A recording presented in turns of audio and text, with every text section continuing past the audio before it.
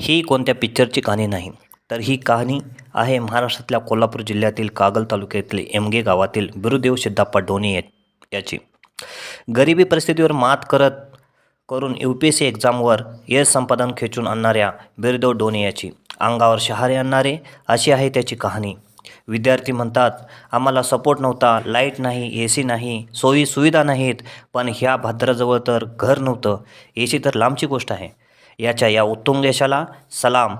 एक छोट्याशा गावाचा मुलगा IPS बनू शकतो, त्याच्या या यशाला सलाम आहे. महाराष्ट्रातल्या सर्व विद्यार्थ्यांसमोर एक उदाहरण बिरुदेवने ठेवले आहे. ज्या मुलाची पोलिसात मोबाईल हरवल्याची कंप्लेंट घेतली नाही, त्या पोलिसात हा IPS अधिकारी बनून जातोय. अपयशातून यशाची पहिली पायरी सापडते, असे ह्या बिरुदेवाने दाखवून दिले. जय हिंद, जय महाराष्ट्र.